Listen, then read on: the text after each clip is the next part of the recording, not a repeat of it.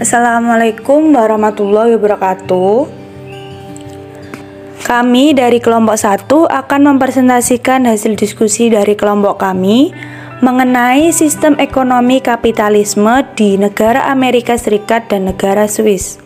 Sebelumnya, perkenalkan anggota dari kelompok kami, yaitu ada Ahmad Saif Ali Aduri Hafid, Alvin Noka Ramadhani Darmanto, Alwinda Novia Ningtyas Suryono, Amanda Rosalia Margono, Asi Rojab Retno Puji Rahayu, dan Subal Yudapati. Sebelumnya, saya akan menjelaskan mengenai pengertian sistem ekonomi. Secara umum, sistem ekonomi adalah cara atau strategi dari suatu bangsa atau negara dalam mengatur kehidupan ekonominya dalam rangka mencapai kemakmuran masyarakatnya. Lalu saya akan menjelaskan mengenai salah satu jenis dari sistem ekonomi. Sistem ekonomi ini sebenarnya dibagi menjadi beberapa jenis. Namun, saya akan menjelaskan mengenai sistem ekonomi kapitalisme. Sistem ekonomi kapitalisme disebut juga dengan sistem ekonomi liberal atau sistem ekonomi pasar bebas, atau juga disebut sebagai sistem ekonomi laissez-faire, yang dimana sistem ekonomi liberal atau kapitalisme ini adalah sistem perekonomian yang memberikan kebebasan sepenuhnya dalam segala bidang perekonomian kepada masing-masing individu untuk memperoleh keuntungan yang sebesar-besarnya, atau juga dapat didefinisikan sebagai suatu sistem yang memberikan kebebasan yang besar bagi pelaku-pelaku ekonomi untuk melakukan kegiatan yang terbaik bagi kepentingan individual atau sumber daya ekonomi maupun faktor produksi. Selanjutnya yaitu ciri-ciri sistem ekonomi kapitalisme. Yang pertama, swasta atau masyarakat diberikan banyak kebebasan dalam melakukan kegiatan perekonomian atau diatur oleh pasar. Yang kedua, memiliki kebebasan memiliki barang modal atau barang kapital. Yang ketiga, dalam melakukan tindakan ekonomi dilandasi atas semangat untuk mencari keuntungan sendiri. Yang keempat, adanya pengakuan yang luas terhadap hak pribadi. Dan yang kelima, praktek perekonomian digerakkan oleh motif keuntungan. Selanjutnya kita akan membahas sistem ekonomi kapitalisme pada negara Amerika Serikat. Amerika merupakan negara yang menganut sistem ekonomi kapitalis modern. Sistem ekonomi ini diperkuat dengan pembangunan infrastruktur yang baik dan sumber daya manusia yang kompeten di bidangnya. Tidak heran jika Amerika Serikat merupakan negara yang bukan hanya memiliki kekuatan dalam bidang ekonomi, tetapi juga pendidikan, teknologi, hingga militer. Amerika Serikat ini memiliki kekuatan ekonomi yang besar sejak akhir Perang Dunia II. Bahkan mata uang dolar merupakan mata uang yang dijadikan sebagai acuan untuk negara-negara seluruh dunia. Amerika Serikat merupakan negara produsen terbesar sehingga memiliki produktivitas yang tinggi. Hampir semua negara menjalin kerjasama dengan Amerika, baik dalam hal ekonomi, militer, hingga pendidikan. Amerika Serikat merupakan Dewan Tetap Keamanan PBB dan anggota OECD yang merupakan organisasi kerjasama yang bergerak dalam bidang ekonomi. Sejarah perekonomian Amerika Serikat dimulai dengan adanya migrasi kaum Puritan dari Inggris ke Eropa dan Amerika. Pencetus ide migrasi ke Amerika adalah William Laud. Kaum Puritan mendirikan koloni di New England yang disebut dengan The Holy Commonwealth dan berkembang pesat. Perkembangan Puritanisme diperlambat oleh ekspansi New England atau pembukaan beberapa koloni baru. Kemudian mulai muncul beragam koloni baru dan memiliki corak yang resourceful, sekuler, dan mampu bertahan dalam lingkungan yang sulit. Kemudian pada abad ke-17, pengaruh politik Puritanisme mulai menghilang, namun karakteristik dan kemampuannya tetap melekat dan berpengaruh dalam masyarakat Amerika yang mampu mendorong kesuksesan ekonomi seperti kepercayaan diri, hemat, industri, dan energi. Karakteristik tersebut nantinya akan berpengaruh pada kehidupan sosial ekonomi modern. Perkembangan perekonomian Amerika Serikat. pertama mengalami perkembangan dari tahun ke tahun karena didukung dengan infrastruktur dan pengelolaan sumber daya alam serta sumber daya manusia yang baik. Kemudian menurut IMF, PDB Amerika Serikat adalah 15,1 triliun US dollar atau sekitar 22% dari produk dunia bruto dengan nilai pertukaran hampir 19% menurut keseimbangan kemampuan berbelanja atau KKB. Amerika menjadi importir barang terbesar pertama dan eksportir terbesar kedua di dunia. Keempat, pada tahun 2010, total defisit perdagangan Amerika Serikat adalah 635 triliun US dollar. Kelima, pada tahun 2012 sampai 2019 mengalami kenaikan secara konstan. Keenam, pada kuartal 2 2020 mengalami kontraksi dalam hingga 32,9% sehingga terjadi resesi yang diakibatkan karena terpuruknya konsumsi rumah tangga dan tingginya jumlah pengangguran. 7. Tahun 2021 menunjukkan pemulihan yang impresif sebesar 5,7%. Dan yang terakhir, kenaikan PDB Amerika pada tahun 2021 mempengaruhi pertumbuhan ekonomi negara lainnya termasuk Indonesia.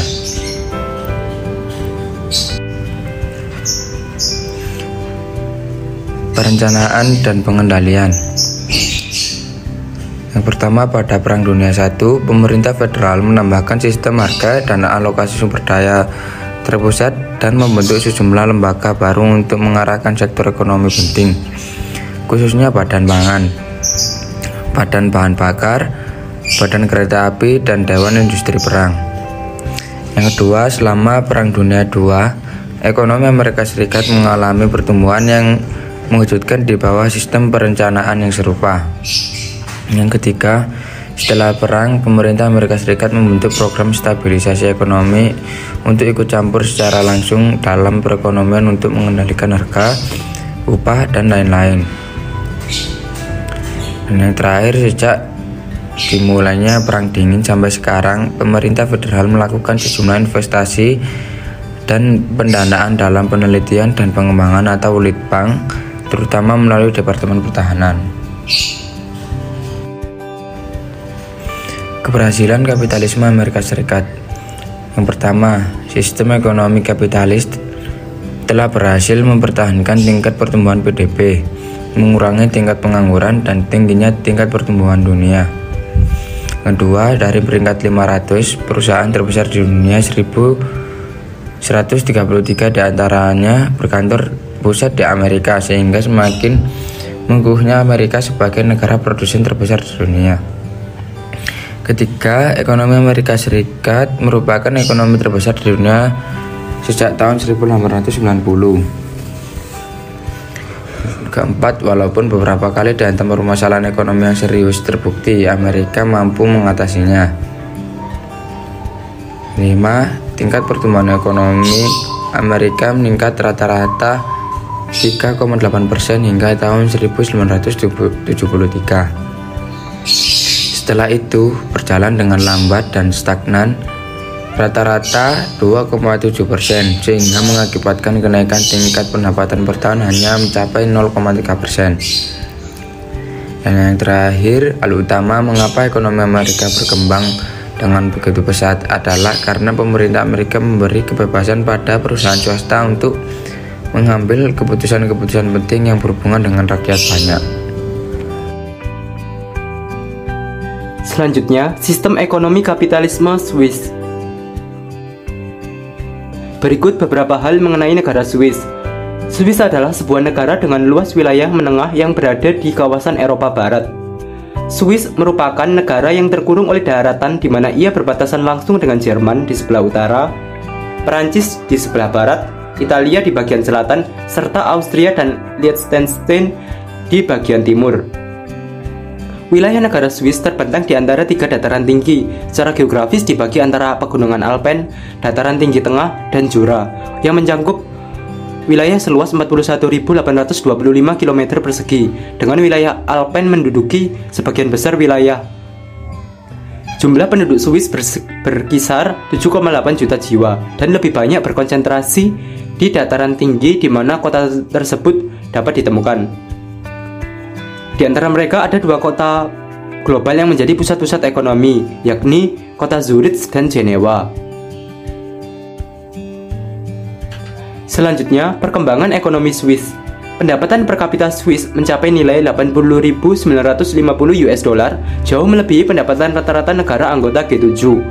Nilai pendapatan per kapita tersebut menempatkan Swiss sebagai negara ke-6 dengan nilai pendapatan per kapita tertinggi di dunia. Pencapaian yang diraih saat ini adalah hasil dari perjuangan panjang yang dilakukan Swiss. Keadaan yang dikatakan sebagai negara maju dan memiliki kesejahteraan tinggi saat ini akan sangat berbeda saat melihat Swiss pada abad ke-18, di mana awalnya Swiss merupakan sebuah negara kecil yang sangat miskin tanpa sumber daya yang memadai bahkan untuk masyarakatnya sendiri. Pada awal abad ke-19, tepatnya pasca berakhirnya pemerintahan Napoleon pada tahun 1813, penduduk Swiss menunjukkan secara jelas bahwa tradisi melakukan perdagangan telah mengakar di tengah-tengah masyarakat. Pada paruh pertama dari abad ke-19, Swiss mendapat julukan Free Trade Island. Hal ini merujuk pada tingginya arus perdagangan bebas yang dilakukan Swiss.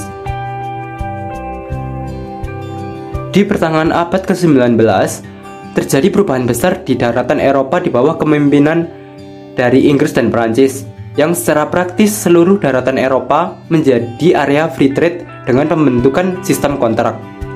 Kontrak ini membawa pengaruh positif bagi ekspor yang dilakukan industri negara Swiss. Hal ini mendorong terjadinya peningkatan penjualan produk kepada negara-negara tetangga Swiss. Dampak dari peristiwa ini membawa Swiss pada ekspansi perdagangan yang lebih luas serta meningkatnya kesejahteraan bagi masyarakat Swiss itu sendiri. Pada periode antara 1914 sampai 1945, bangsa Eropa menciptakan konsep emas sebagai nilai tukar yang berharap dapat membawa stabilitas pada abad ke-19, namun tidak dapat direalisasikan karena adanya kebijakan perdagangan bebas. Kondisi tersebut membawa pengaruh negatif bagi negara Swiss. Hal ini ditunjukkan dengan merosotnya nilai ekspor pada periode 1920-an dan 1930-an. Meskipun Perang Dunia II mempengaruhi perekonomian Swiss, namun banyak ahli ekonomi mengatakan bahwa keputusan Swiss untuk absen dari keterlibatan dalam Perang Dunia berdampak positif pada stabilitas serta tingkat nilai tukar Swiss terhadap negara-negara lain ke depannya.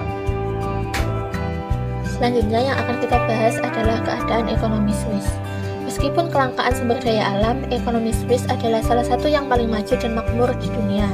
Pendapatan per kapita hampir yang tertinggi di dunia, seperti juga upah. Selama sebagian besar tahun 1990-an, ekonomi Swiss adalah yang terlemah di Eropa Barat, dengan pertumbuhan PDB tahunan rata-rata 0% antara tahun 1991 dan 1997. Namun, pemulihan ekonomi yang dimulai pada paruh kedua tahun 1997 terus mendapatkan momentum. Tahun 2000 mencatat pertumbuhan PDB terkuat dalam satu dekade sebesar 3% secara real. Stagnasi ekonomi yang dialami dari tahun 1991 hingga 1997 berdampak besar pada pasar tenaga kerja. Selama periode ini, 255.000 pekerjaan yang dikategorikan sebagai pekerjaan paruh waktu hilang. Perdagangan telah menjadi kunci kemakmuran di Swiss. Swiss memiliki kebijakan perdagangan dan investasi liberal serta kebijakan fiskal konservatif. Sistem hukum Swiss sangat berkembang. Hukum komersial didefinisikan dengan baik dan hukum serta kebijakan yang kuat untuk melindungi investasi. Sektor mesin, logam, elektronik, dan bahan kimia terkenal di dunia karena presisi dan kualitasnya.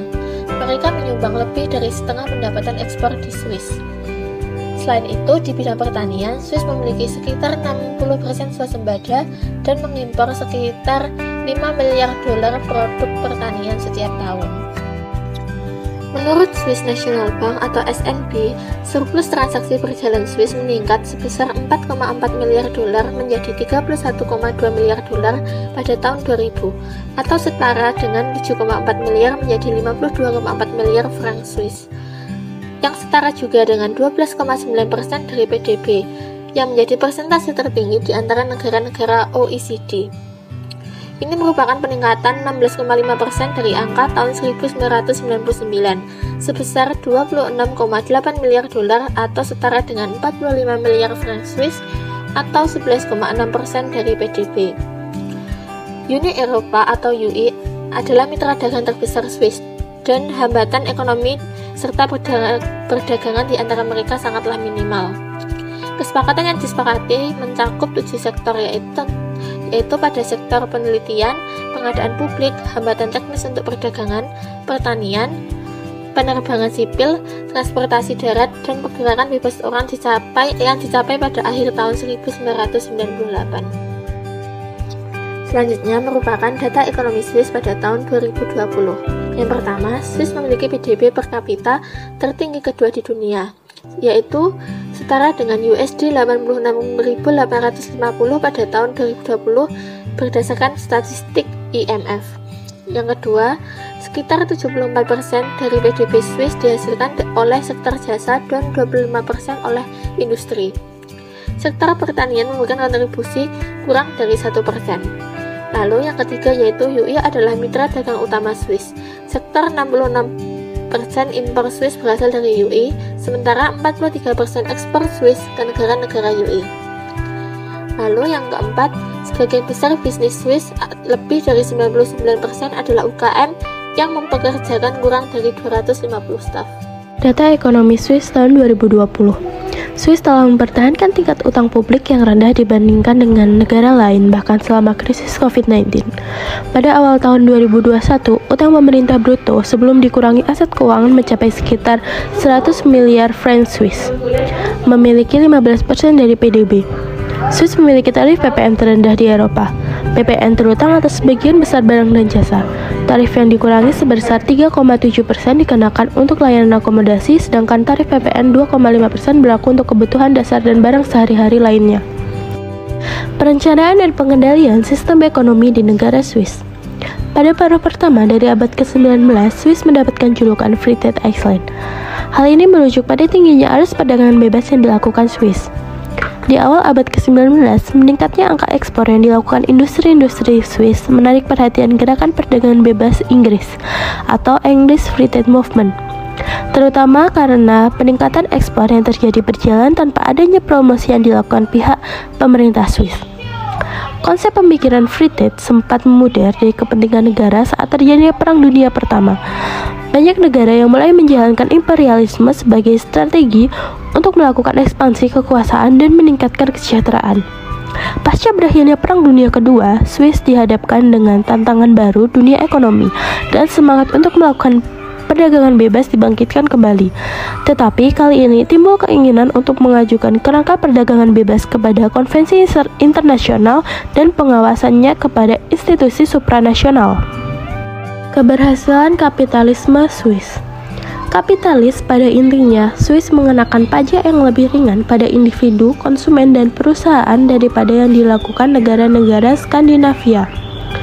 Pada tahun 2018, tarif pajak penghasilan tertingginya adalah yang terendah di Eropa Barat sebesar 36%, jauh di bawah rata-rata Skandinavia sebesar 52%. Swiss unggul di hampir semua industri besar selain minyak, seringkali dengan menargetkan ceruk khusus seperti biotek dan teknik. Negara ini adalah rumah bagi 13 dari 100 perusahaan Eropa teratas, lebih dari 2 kali lipat dari gabungan 3 negara Skandinavia. Sekian presentasi dari kelompok kami yang membahas mengenai bagaimana sistem ekonomi kapitalisme di Amerika Serikat dan Swiss. Bila ada kurang lebihnya kami mohon maaf. Wassalamualaikum warahmatullahi wabarakatuh.